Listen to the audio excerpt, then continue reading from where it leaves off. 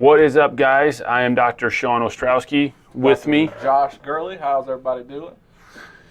So today we are doing a real talk, and a lot of this, again, is always about what we find to be the biggest topics and the biggest question marks and what we are seeing through the people coming in our doors and just a general trend towards health.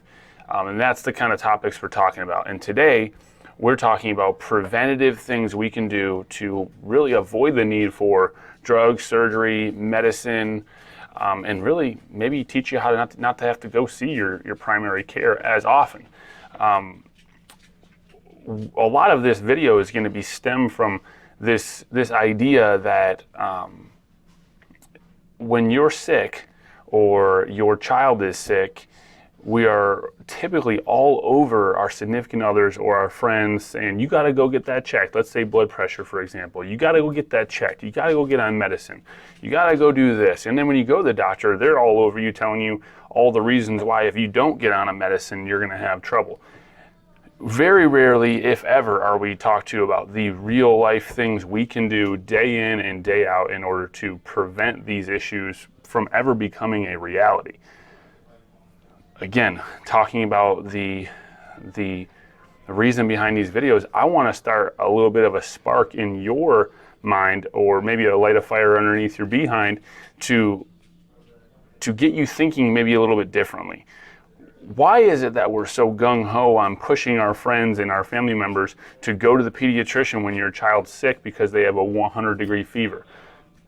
Realistically, that's not super dangerous, and it's when you go to the pediatrician, and if they do give you some sort of fever reducer, which most times they will, or some sort of counteractant because they want to appease mom who's scared for their child, what that's going to do is negate your body's natural system put in place to fight those issues. And more times than not, that's what we're seeing. So I want to talk a little bit about some of the things that are tried and true to improve your overall health and longevity and reduce the risk for things like cancer, heart disease, diabetes, Alzheimer's. And again, Dr. Josh is our incredibly informative doc that has joined our team, and I wanted him here to help add a little bit more flavor to this. I think he's going to be able to add a lot of value. So first thing I want to talk about is how often are we eating, right? One of the things that has been shown to do all kinds of incredible benefits is intermittent fasting. Now, intermittent fasting is a style of eating where you will take, and there's different ways of doing this, but you will take a prolonged period of time, usually about 16 hours, where you do not eat. Right? You allow the body to run on more often fats. Then, for the next 8 hours, you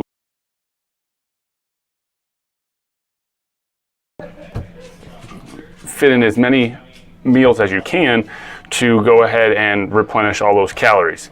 Now, one of the big things that is going to do for you, and straight from the research of a licensed dietitian. Now, again, I want you guys to understand that I want to make sure some of this is off the cuff, but I also want to make sure we're not just talking out of our butts here. This is documented research that shows how we're making the changes to the inner part of your body. So a registered dietitian is going to back all this information up. Now, if you go to a medical doctor, he's going to refer you to a dietitian for anything eating or how you eat, what you eat, when you eat, okay? So intermittent fasting has been shown to, one, change the function of your hormones, cells, and genes. For example, your body changes hormone levels to make stored body fat more accessible and initiate important cellular repair processes. So, blood levels of insulin drop significantly. We'll go into that a little bit more. That's really important when it comes to fat burning, but also really important when it comes to diabetes. Insulin resistance is when you have too much insulin in the bloodstream and nowhere to go with it. Human growth hormone goes up. That's going to be really, really important because higher levels of this hormone are going to also facilitate fat burning, muscle gain, and that's huge for as we age. The more independent we are, the less we fall, the less we hurt, the more able-bodied we are.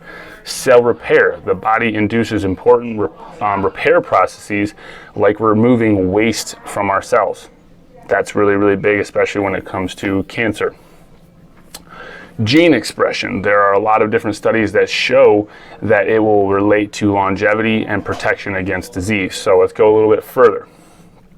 The other thing it can do is it can help you lose weight and visceral fat. And again, it's going to be a lot of because we're burning down that insulin. We're now having a place to take the extra excess glucose in your bloodstream. We're starting to work more on fat instead of glucose.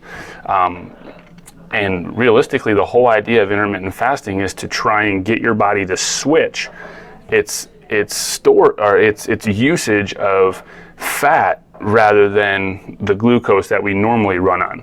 And when we do that, we're able to lower the amount of glucose in our bloodstream, which again helps us with diabetes, helps us with insulin resistance, but also helps us to lose weight because we're utilizing the fat that we are already storing.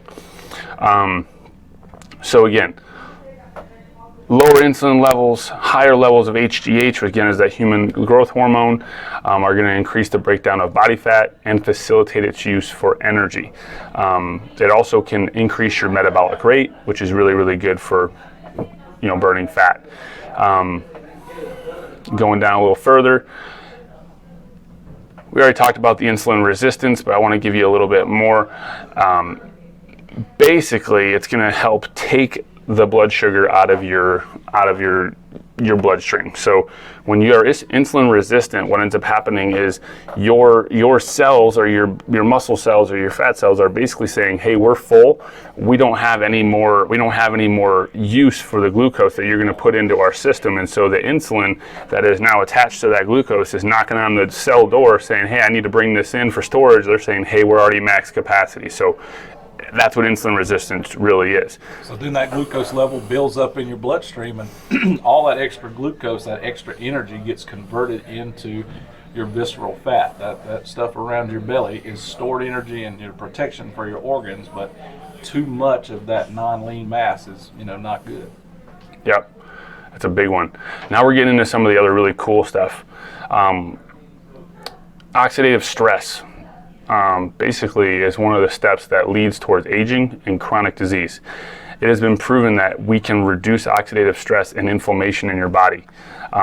Basically, unstable molecules called free radicals. Free radicals react with other important molecules such as protein and DNAs and damage them. So if we can get rid of those free radicals out of the system, that's huge. So basically it's saying that intermittent fasting can reduce oxidative damage and inflammation in the body, and this can prevent things like aging and a lot of other diseases that can develop. So another big one. Maybe beneficial for heart health. This is one that we've done a lot more animal studies on. We don't really have a lot of human studies yet, so the jury's out, but generally what helps animals usually helps humans too. But what we've seen is that intermittent fasting has been known to, again, decrease blood sugar levels. It decreases blood pressure. It decreases blood triglycerides, total LDL, which is your bad cholesterol, and then it also reduces those inflammatory markers. When we're talking about this, these are some of the most prevalent things that really hurt us and kill us in the future. So if we can reduce these things, that's always going to be a win. Inducing various cell repair processes. Now what ends up happening is when we fast, the cells in the body initiate a waste removal process called autophagy. That's basically eating up all of the damaged and basically zombie cells that have just died and are no longer useful in our bloodstream. That's really important because all that waste can end up clogging up the bloodstream, but also those zombie cells can be damaging to other cells. So that's a big one because it can actually decrease the buildup of cancer and neurodegenerative diseases like Alzheimer's, which is becoming much more prevalent. So another big one. Benefits for your brain. Again, when we talk about oxidative stress, that is going to be something that really damages your brain cells. Inflammation in your body is going to damage your brain. Blood sugar levels going up, insulin levels, all that is going to negatively impact your brain. But another big thing is that fasting increases the levels of a hormone called brain-derived neurotrophic factor. And deficiencies have been very closely related to issues like brain damage and Alzheimer's and strokes and things of that nature. So really, really good one there. In the same study, it talks a lot about how the lifestyle intervention that included daily short-term fasting was able to significantly improve Alzheimer's in 9 out of 10 people. That's pretty darn good. and basically extending your lifespan. So now we've gotten done talking about how we eat, how often we eat. What that would look like is maybe having your dinner at 6 o'clock, right? You go to bed. Now when you wake up at 8 o'clock or 6 o'clock, you're 12 hours in. So you would just wait, or I'm sorry, my math right there. So basically you would just wait until about midday, and then you would eat the rest of your calories. It doesn't have to be that long. You could snack before you go to bed. It's up to you. But wherever time you stop eating, you would count the hours until the next time you start eating. So usually it's about 16 hours where you don't eat, and then the rest of the hours of the day are when you are able to eat. So the next 8 hours. So for me, what I like to do is I'll start eating, or I'll stop my last meal around 6 or 7 p.m. and then I do my thing, hang out, go to bed. I wake up at about 7, and now I'm pretty much at that 12-hour mark. I usually push it till about 10, 11, 12, maybe even 1 before I eat, and then I pack in the rest of the food that I eat into that last part of the day. So it gives me between the hours of like 12 and 7 to start eating again. Again, that's what works for me. Some people do it differently. Have you heard any other different ways people do it? So I've heard a lot of different ways that people do it, but one thing, growing up in a farming background and having worked in a restaurant business, during my schooling, I looked at a lot of historical ways of how people ate. Now, the 3 square meals a day, a lot of people like to talk about social constructs these days, and that is one. Historically, people did not eat 3 meals a day. That was really an invention in Great Britain that came about, with the Industrial Revolution, having that set daily schedule. So you'd wake up and have your breakfast or break fast. You'd usually have a very high carbohydrate and high fat meal to prepare you for a hard day of physical labor. Lunch would be a break time. That's when people would, replenish their fuel source, because these folks were running factories and also doing a lot of farming at the same time, and the production was able to go up because of the new equipment. When you look traditionally at how people ate, the Romans would typically only eat 1 big meal a day, and they considered, breakfast and lunchtime meals as a form of gluttony. Native Americans had a really simple system. If you're hungry, you eat. If you're not hungry, you don't eat. So we kind of got that mentality that we need to have these 3 square meals a day, and square comes from the shape of the plate that was used in the British Royal Navy.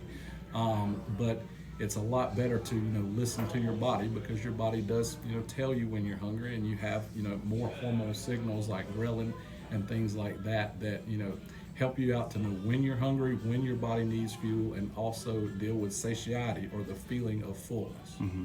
Yeah, and we're going to start moving really quickly here. As you can see, he's a wealth of knowledge.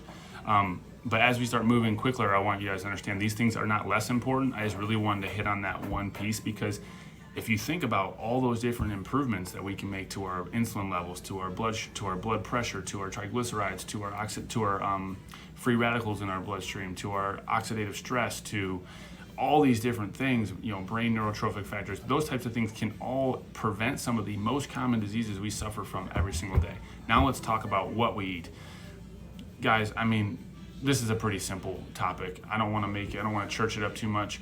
Basically, if you're eating something along the lines of a good, healthy, organic meat, and organic's tough, sometimes you never know where you're getting your food from, but usually your white meats, even some of your ground bison, steak, depending on where it comes from, can also be a pretty good source of red meat. If you're eating proteins like that, and then also including a good source of fish, so salmon, I know tilapia is a good one. It's going to be more protein based.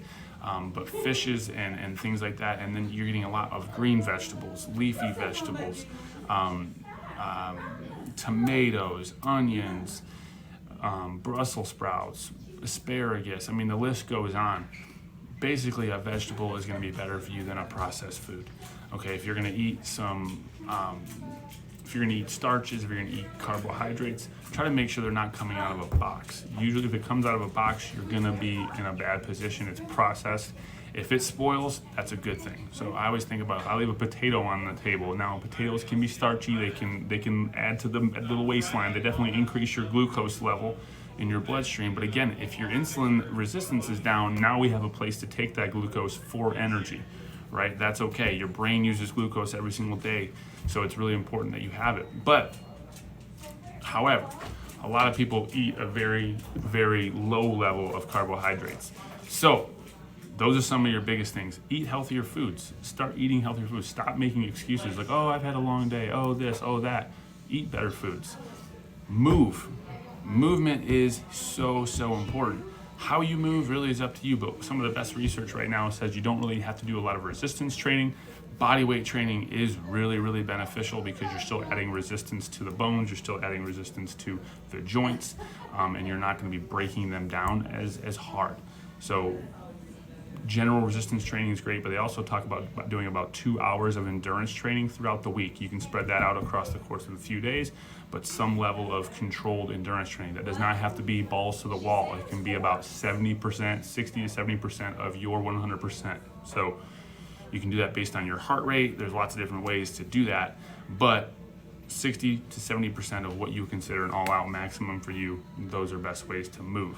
And then of course, chiropractic. We strongly believe that, and what we know is that the central nervous system controls and dictates every other system in your body. So the function of those systems relies heavily on how your nervous system is integrating the world. So that is a major portion of what we do here. When we adjust the spine, we are able to allow the nervous system to relax, and we're allowing it to integrate what's happening in the outside world. So make sure you're getting your spine checked on a regular basis. We would love to be your provider, but if we're not, there are a lot of other people that you can go see. At the most, I would always tell people, try to go someplace where they're doing a very thorough exam on the front side. Try to go someplace where they're doing x-rays on the front side, because it does give us a big window into how the body's moving mechanically and where there might be too much stress. Is there anything else you want to add in terms of what people can do to prevent these long-term diseases and issues? You know, Benjamin Franklin said it best, an ounce of prevention is worth a pound of cure. So try to, stop this stuff from happening before it starts. Move well and move often. Eat good food, eat a lot of plants in a wide variety of colors, and just, keep it simple, but also make it fun. The more fun you make what you're eating and the more fun you make the activities and exercises that you're doing, the more likely you are to stick with it, because making sure that you're having consistency is the biggest key to any type of health, wellness, or weight loss plans. Yes, sir. Definitely. I love it. Again, prevent. If you have any other questions, we're here for you. Obviously, subscribe, like this video, and share it with your friends. People need to hear this message, guys. Medicine is great. It is brilliant, but it also is one of those things we need to not overutilize. You have a lot of the tools right here inside your body. Let's maximize those tools. So you guys have an awesome day. Thanks for watching this video. And again, subscribe, share, like it. We'll be back next week with more great content. Have a great day, guys.